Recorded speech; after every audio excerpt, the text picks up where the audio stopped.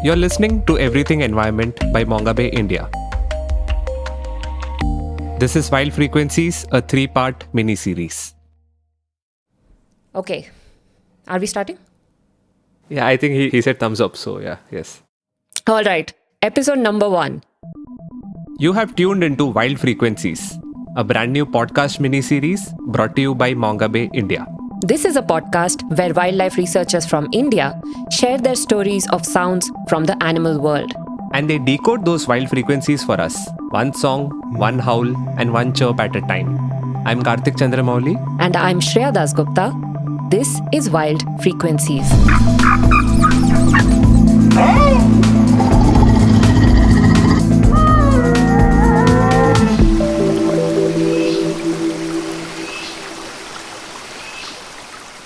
Every day, wherever you are, indoors or outdoors, there's a lot coming at your senses. There are visuals to see, smells to smell, things to touch and feel, and sounds to hear. A lot of sounds. But many of us depend heavily on what we can see. Even wildlife researchers do. They count the animals they can spot, or they spend hours watching what the animals do and how they behave. But most wild animals are not that easy to spot. Often, they are hidden, camouflaged, or just not around when you are. Sometimes, the animals are just too small or too far away to really carefully observe. Enter sound. Just like us humans, animals also communicate. They sing, they chirp, they whistle, and trumpet. And all this talking and chattering is gold for researchers. Because even if the animals can't be seen, they can often be heard. And if you listen carefully, their calls can tell you a whole lot. Starting with the simplest of questions. Who is around us? Let's take the most obvious example, and my personal favorite, birds. You tend to hear birds chirp and sing much more than you can actually see them, especially if the birds are small and frisky. They are really hard to spot. Which is why any birder, whether they are an amateur or an expert bird researcher, will spend a lot of time trying to learn bird calls. Because every bird species has a distinct call that it makes. And once you learn to match the call to the bird, That's a coppersmith barbet. your bird identifying skills go from 0 to level 10. These sound-based IDing skills can be super handy. Let's say you're a wildlife researcher and you want to understand the diversity of birds around you. If you only relied on what you can see, then you would have to wait around, strain your neck, and rush from one bush to another just to try and figure out, what is that bird? Does it have a black head? Are those blue cheeks? Is that a grey ring around its eyes? In fact, bird calls can be so important that researchers have tried using them to find lost species. You know, species that haven't been seen in ages. Like in the case of the Jordan's courser. So the Jordan's courser is this small nocturnal ground-dwelling bird.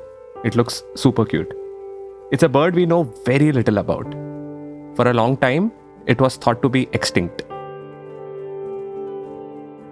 But in 1986, this one guy spotted it. People saw it a few times after that, but it's still so rare that it was last seen in 2008. Now here's the interesting bit. A scientist, P. Jagannathan, who works at the Nature Conservation Foundation, managed to record the bird's call around 2001.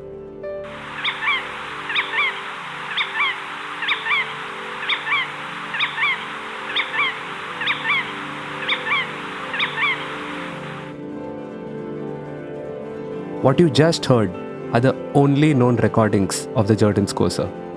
And researchers have designed a system using these rare recordings to listen for the bird. The hope is that it will, one day, detect a Jordan's courser when it calls and says, "Hey, I'm still here."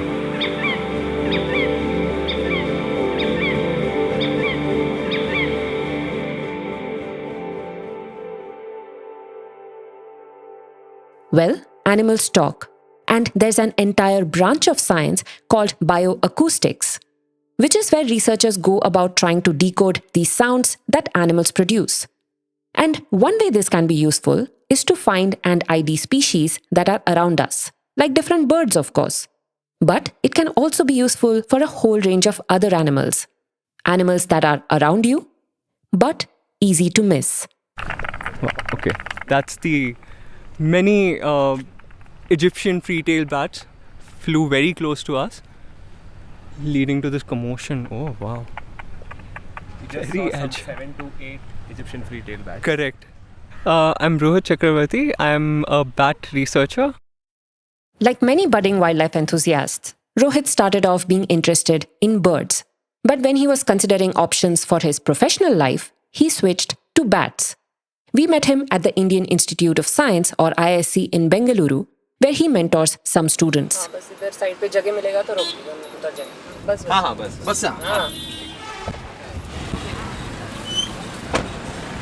And we asked him, why bats and not birds? Even though I liked birds a lot, I never took to studying them because, in order to study birds, I would have to be really good at it.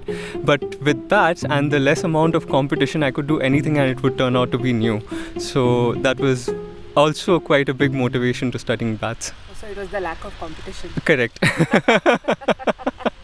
I've never considered myself extraordinary. Of course, he gave a more serious answer. The fact that bats are not everybody's favorite animal. Extremely vilified, but also critical for our environment. So someone has to step up and study them. And now, Rohit has become one of the few bat experts in India. And for bat experts like him, while being able to visually spot bats is great, that's very hard to do. Bats fly at night when visibility is poor. They are often tiny and flit about super fast. So good luck trying to figure out what species of bat it is only based on what it looks like.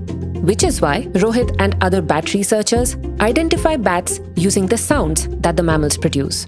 One of their calls specifically, the echolocation calls. These are simple pulses of mostly very high frequency or ultrasonic sounds that bats produce to navigate the world around them. They call and they listen for the echoes of those calls bouncing off things around them. This is how Rohit explains it. Imagine I am a bat and you are in front of me. I produce this ultrasound. The sound goes, hits you, and then comes back.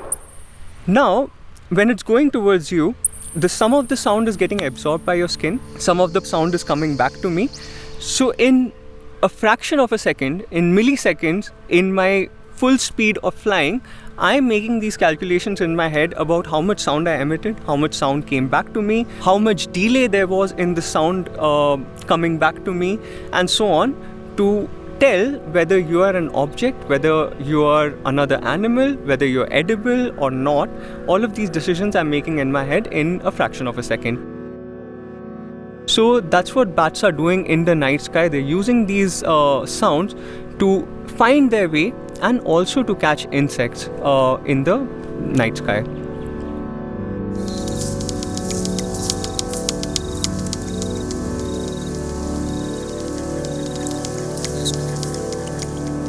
But do you remember? He said that fruit bats like the big flying foxes we see in our cities, those don't echolocate. Yes, I didn't know that. So I went back and read up on bats, and this is what I learned. Bats have been put into these two broad groups, microbats and megabats. Microbats tend to be small and insect-eating and include the bulk of bat species. These bats echolocate. Megabats, or fruit-eating bats or nectar-eating bats, those tend to be larger and they have decent eyesight and smelling abilities. So they either don't echolocate or do it rather inefficiently. Because I guess you don't really need to throw ultrasonic pulses at a fruit. You can just see and smell it. So this listening to ultrasound pulses is generally useful to ID the insect-eating species. And it doesn't even matter that the sounds are hard for a human to hear, because researchers have a tool that can listen to bat ultrasound and show it to us as a graph, sound to visuals. And this device is very creatively named a bat detector. Okay, even though I know this will not be seen, I will use it for explanation. So my bat detector looks like a tablet. It's in fact based upon a tablet. The sound comes in through the ultrasonic microphone. So if a bat is around, it will call and the call will go through the ultrasonic microphone, and it will be displayed on the screen in the form of a graph which is called a spectrogram. So a spectrogram is frequency on the y-axis, time on the x-axis, and as time moves by, you see the bat call on the screen. Once you see that call on your screen, you know that there's a bat around. The graph that gets displayed on the screen not only tells you that there's a bat around, but also what kind of bat. Now there are 20 families of bats in the world, 9 in India. And by family, we mean the taxonomic hierarchy family, not our one big happy family. For example, Canidae. It's a family of dog-like animals such as wolves or foxes. And Felidae. It's a family of cat-like animals such as tigers and leopards. In the same way, bats with similar features have been grouped under different families. And just like all species of canids kind of look like variations of dogs, all species within a bat family produce similar looking echolocation calls. But like dogs clearly look different from cats, the calls of two bat families look very different from each other. The most common species that we have in our neighborhoods in most parts of India, there's a family called evening bats. These are rather simple looking mouse-like bats, what we call pipistrelles. Okay, a quick note. The bat calls you're going to hear now are 5 to 11 times pitched down so that they become audible for humans.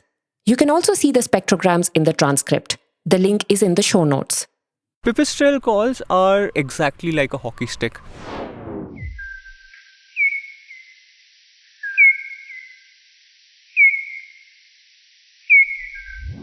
When you compare that to the call of a leaf-nosed bat, which is a family that's quite common around Bangalore, their calls are the exact mirror image of a pipistrelle's call.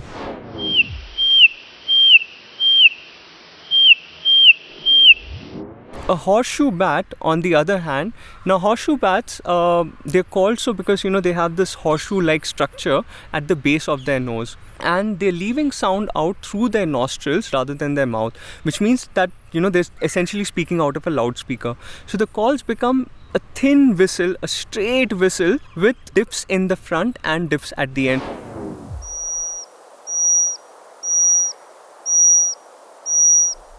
So 9 families isn't that much. So have you memorized all their signature signals? I've had to. I've had to. Otherwise, I wouldn't be called to give Gyan on Mongabay. Okay, so let me recap. When you point a bat detector to the sky and a bat passes by, you see its signature call shape on your screen. Let's say you see a hockey stick. That tells you that the call belongs to a pipistrelle family. The next step is to ID the species. And for that, Rohit says you have to look deeper at the graph. On the first instant, you are only looking at the structure. Then you actually start reading the graph and look for the frequency at which the bat is calling. To give you an example, 2 different species of pipistrelles that occur in Bangalore. The camouflaged pipistrelle, which is slightly larger, and by large I mean 8 grams. Which is smaller than your travel toothpaste tube. The camouflaged pipistrelle calls at about 35 kilohertz. The other species, called the Indian pygmy bat or the least pipistrelle, which is smaller, weighs 4 grams or 6 grams, calls at about 51 kilohertz. In horseshoe bats, actually, these differences are even more well marked.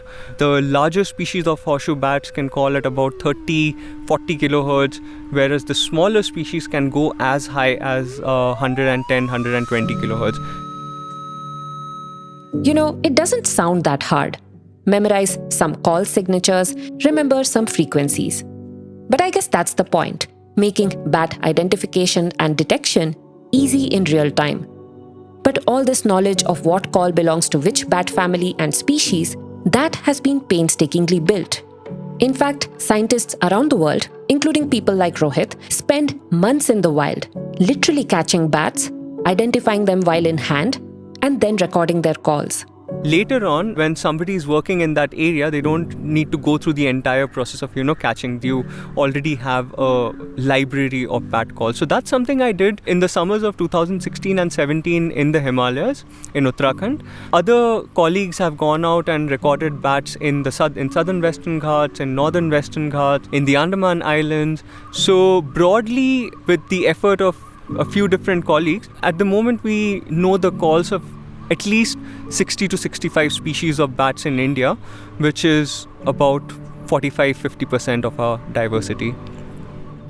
In fact, Rohit is the founder of this initiative called as the Indian Bat Call Library, which is this huge collection of bat calls. There's a link in the show notes. Many of the calls in this database come from Uttarakhand, where Rohit did his PhD. And he had one very interesting incident to share. My favorite recording site ever has been this one place where I did my PhD fieldwork in Kedarnath Wildlife Sanctuary. The lowest elevation site is a small village called Mandal. The neighboring village had like a small playground where kids played cricket during the day, nestled in the middle of different hills. And there's a small forest area right next to the cricket ground. So we placed our bat detector at the edge of, the forest and the cricket ground, so that we could record bats both from the forest and from the cricket ground.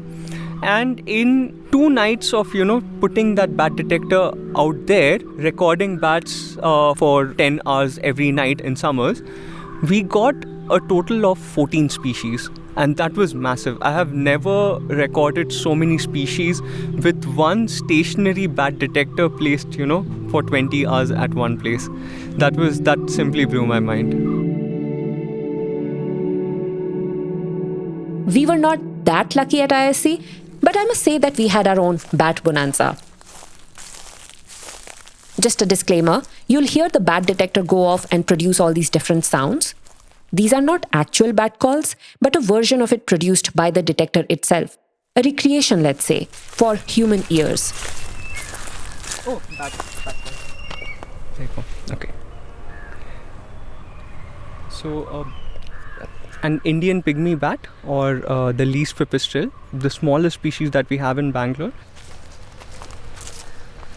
Very British looking building. Yeah, and that's why we are here to look for Egyptian free-tailed bats, which happen to, for some reason, like British architecture a lot. They seem to have more of a colonial hangover than most Indian middle class. Yeah, free-tailed bat. There. Okay. So, oops. Sounds like they're clapping. So they're extremely active, and I think they're obviously, forest. Oh, that's a different species. They're a smaller species, calling at about 40 kilohertz. Okay, that's interesting. Was that a pipistrelle? Correct. So I'm guessing this is the Indian pipistrelle, whereas the one calling at above 50 was a least pipistrelle, the Indian pygmy bat. So the free-tailed bats are back, but this time they are a little higher. Okay, now they are within our hearing range. At 33, this is a different species. So we need to take a look at them. Okay. Relatively large. Okay, so that's a small bat calling at about 38 kilohertz. This is the Kellart's pipistrelle. Okay. Many Egyptian free-tailed bats flew very close to us. That was very typical leaf-nosed bat call. I think my first bat watching experience was just great. 6 bat species within an hour. Same. Even I've not seen so many bat species around me. And all thanks to bat detectors. What would we have not known had we not had detectors? Most basic, we wouldn't know how many species of bats there are in Bangalore. In fact, in our immediate surroundings, without a bat detector, all I knew was there is a small bat flying over my head in Bangalore, and there is a medium-sized bat that I see feeding on Singapore cherry trees in Bangalore, and there is a massive bat that you find all over the country. When I had a bat detector, I realized that the small bat flying over my head is actually 3 different species. Basically, Good sound recorders have helped researchers unlock a new dimension to our world. A whole new way of understanding what's around us. Whether that's on land or water. Which is what we will hear in the next segment.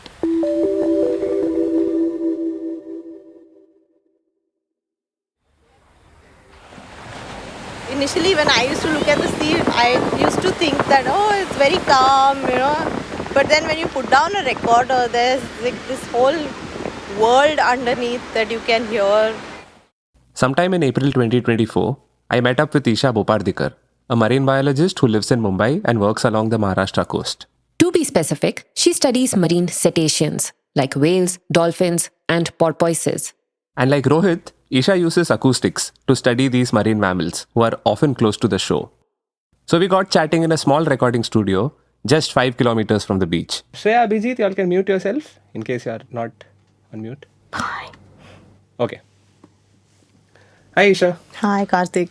So how does a marine biologist usually study these species underwater? So usually for marine mammal studies, you do vessel-based surveys where you go out on a boat, where you look out for these animals or any signs of their presence. If you're adding a behavior component, then you usually do focal sampling, where you look for a group. Deep dive, tail-up dive. You take down all your measurements, you look at their group size, small subpod, composition, how many calves there are, if there are mother-calf pairs, how big the group is, are they foraging, are they feeding, are they traveling, are they socializing. So it depends on the question, but a lot of it is the visual data. But getting all this visual data must be challenging because, well, the animals are mostly underwater. It's particularly difficult along our coastline because Indian coastal waters are often murky and turbid. And here, sound is a powerful tool.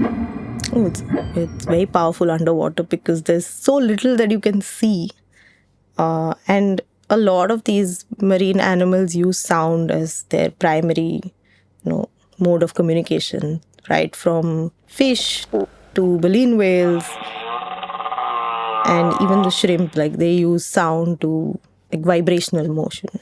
So it's very important underwater. In fact, water makes seeing things and smelling things quite difficult. But sound travels 4 times faster in water than air. So marine mammals use sound a lot. They use it to communicate, to find mates, and to navigate the vast ocean. Many decades ago, marine researchers figured out that they could record all these sounds and maybe understand these animals a little bit better. Like, researchers have shown that humpback whales sing. Their songs are complex, soothing, and honestly, sometimes haunting.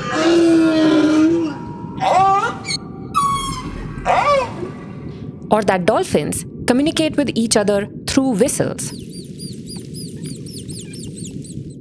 Just like these researchers, Isha also records and listens to the calls of marine mammals along the west coast of India. 2 species to be specific, the Indian Ocean humpback dolphin and the finless porpoise. So the Indian Ocean humpback dolphin, Susa plumbea, they are found in very shallow waters. They have a habitat preference for coastal and estuarine areas. You'll usually find them in maybe depths of up to 30, max 40 meters of water.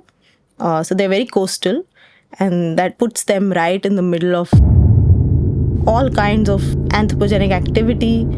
This is where you have your busiest fishing lanes, shipping areas. There's a lot of construction. There's a lot of pollution going on in that area. There's chemical, noise, all kinds of pollution. Similarly, the finless porpoise, which frankly I didn't know existed along Indian coasts, also lives a danger-filled life. They are very small, maybe 4.5 feet long. They're grey, so they are the color of the water sometimes. They're just round snouted, round teeth. They look very cute actually. They're tiny animals and they don't have any defense mechanisms. They are usually very common in bycatch because if they get caught, they can't really chew through the net. So they have a tough life. So both the Indian Ocean humpback dolphin and the finless porpoise face several threats. but they haven't been studied enough, which makes their conservation difficult. Well, for informing any kind of conservation action or policy, you first need a lot of information on the baseline data of a species, like where these animals are, when they are present in an area, how many animals are present in an area. Then you can go to why they are present in those areas. But for us, we didn't have any background information on these animals. To get some of these baseline data, Isha and her team began recording the sounds of dolphins and porpoises living along Maharashtra's coast. The sounds helped them figure out where these animals were. They didn't stop there and went a bit further with bioacoustics. They found that certain sounds could be analyzed to count the animals. One particular sound, in fact, called the echolocation click. They'll click, they wait for the echo to come back, and they get a sense of how their environment is. They use the same principle for finding food, for foraging, and then for feeding. Which means these animals echolocate quite like bats then. Yes, it's quite similar. And like in bats, dolphins and porpoises have their own unique echolocation clicks, which means their clicks are at different frequencies. To detect the echolocation clicks of bats, you use bat detectors. To record the clicks of dolphins and porpoises, researchers use a special microphone that can record underwater. It's called a hydrophone. But that's only one step. To count how many of these animals there are, Isha uses a more specific setup of these hydrophones. It's called a towed array. It's got a series of hydrophones. They are linear, so they're in one straight line.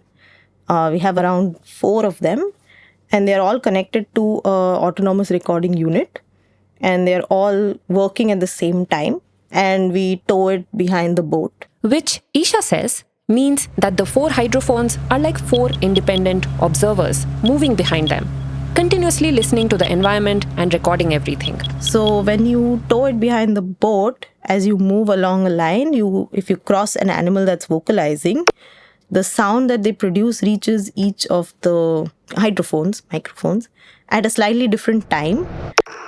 And if you know the time that it takes for an individual's clicks to reach different mics, you can triangulate where the vocalizing animal might be located.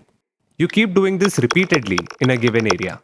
Then, through a series of careful mathematical calculations, you can figure out how many total individuals might be around. This is actually an adaptation of a commonly used population estimation method called distance sampling. If all this is too technical, don't worry about it. So basically, what Isha has done is use echolocation clicks as a proxy for a porpoise or dolphin's presence. That's right. Isha took some time to build the perfect recording setup, but this sound-based population survey seems to be working particularly well for the finless porpoise. So they are producing these highly directional, high frequency, narrow band sounds that you can localize and record very well if you have a particular system in place. So that's what we had, and we got amazing recordings for finless porpoises. We were able to localize individuals using the array. And they are seeing some very interesting trends. So for now, we've done a comparison between the acoustic and visual estimates, and we realized that for the finless porpoises, if we have 30 visual encounters, we have 3 times more acoustic encounters, a lot more acoustic detections than the visual. So that was pretty cool. So there's very little of these animals that we are seeing. But counting animals only based on their calls may not work for every marine species. I think especially we learned that with the humpback dolphins. Like, we wanted to get densities for these animals, but not all of them vocalize at the same time. So your difference between the acoustic group size and the visual group size is very different. Sometimes there are like 20 animals, but what you see on the acoustic data is only like 2 or 3 click trains. So you always need a visual group count for the humpback dolphins. I would not rely only on the acoustic data.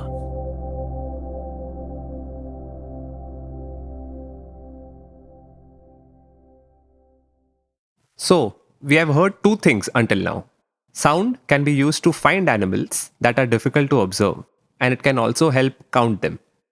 Which brings us to our last segment. We will hear from someone who counts a rather elusive land animal that lives around many of us. all through sound.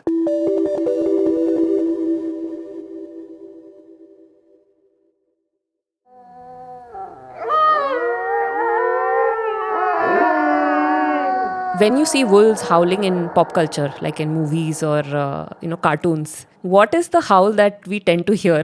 It's a grey wolf. It's the US Canadian wolf. It's not our wolf. So that's one of the most interesting howl which people listen. This is Bilal Habib, a scientist at the Wildlife Institute of India in Dehradun. Bilal has been studying Indian wolves for over 22 years. I probably was the fourth student from India to do a PhD on wolf, and just a couple of days, my fourth student defended PhD on wolves. Full disclosure, I also worked with Bilal on my master's thesis project many years ago. Okay, now back to wolves. So wolves are everywhere in our pop culture, from movies, tattoos, to books.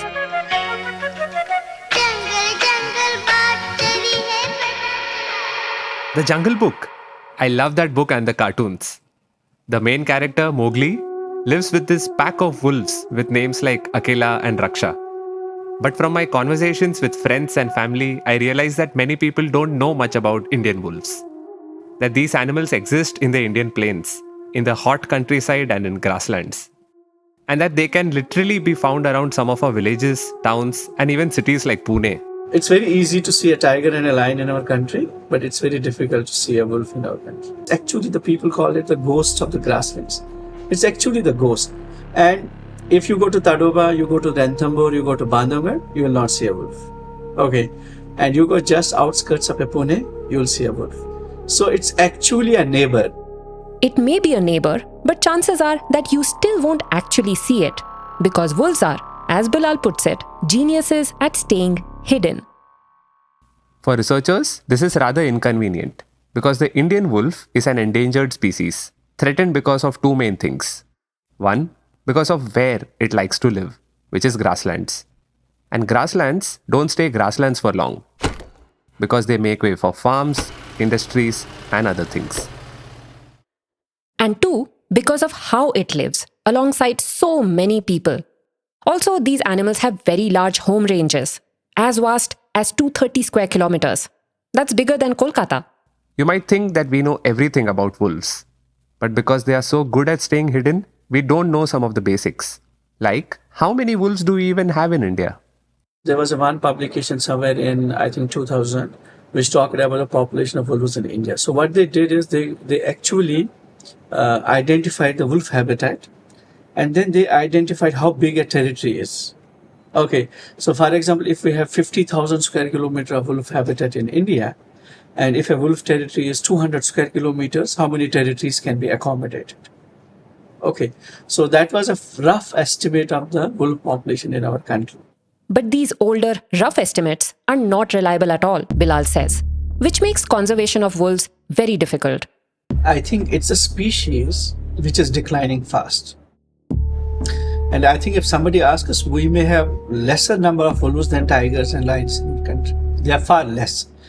And if we don't have numbers, we can't think about the conservation. So we'll be always blind. So whether we have 2,000 wolves, whether we have 3,000 wolves, whether we have 5,000 wolves, so we'll never know. And if we are going to do some management interventions, so we are going to do something for wolf protection, if we don't have a numbers, how we are going to know that what we are doing is right or wrong? So the numbers is actually a test of conservation and management success. So don't the conventional ways of estimating animal numbers on land, like using camera traps or collecting scat, which is the same as poop, work for wolves? Not really. And Bilal says that's because you can't identify individual wolves in camera trap images like you can identify a tiger or a leopard. And you could technically look for wolf poop, but where do you even start? And how much area do you cover when your animal has such a huge home range? I can see where this is going. Yes, sound. Sound can once again come to the rescue. Wolf howls in particular. Now, Bilal has studied wolves in multiple ways over the past 2 decades. He has physically watched wolf packs for hours. He has also collared several of them and tracked them through GPS. Somewhere along this journey, Bilal and his students also started recording wolf howls. So wolves, they produce 12 different types of communication. So howl is one of the communication because it's a long range. They use it when they have to communicate within the pack members because it goes up to kilometers, 2 kilometers. Even in some areas, it can go up 6 kilometers. If you were 6 kilometers away from the wolf, you wouldn't hear its howl immediately. It would take about 18 seconds for the sound to reach you. Now, howls are very common across canids. Wolves howl, dogs howl, coyotes howl. But are these howls the same or are they different? A bunch of researchers around the world, including Bilal, decided to compare them and find out. 18 seconds for the sound to reach you. And when the study came out in 2016, they found that every wolf species and subspecies has its own unique howl. Correct. They call it the wolf dialect. So wolves of India, they howl. Yes, wolves of US, they also howl. The Canadian wolves also howl and other wolves also howl. But there's just something which we call dialect. So for example, everybody speaks Hindi in India, but we speak different Hindi. So how is the Indian wolf different from a Canadian wolf, for example? So if you see our frequencies are far lower than the others. That makes sense also. Because if you see the wolves in US, they live in a closed habitat. They live in forested ecosystems. So in a forested ecosystems, you need a different frequency. A higher frequency or a higher pitch can help your sound move past all the trees and shrubs and obstacles in a forest and reach the intended ears. Whereas our wolves, they live in grasslands. Grasslands are open. So even if you produce low sound, it will go far off. So how habitat has influenced the evolution of the different frequencies, the different wavelengths.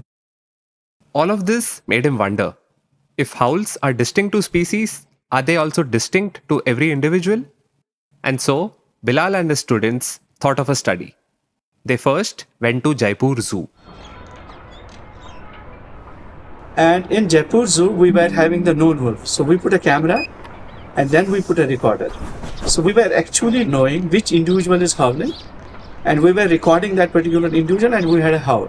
So Jaipur Zoo had something around 5-6 individuals. So we did this for 4-5 days. So we recorded the different howls of these individuals. And when they analyzed these howls, Bilal's suspicion was confirmed. Each zoo individual did have a distinct howl. So that was the first thing. Okay, yes, in a controlled experiment, it can be done. But if we take it to the wild, what's going to happen? So, they started recording wolf howls in the wild.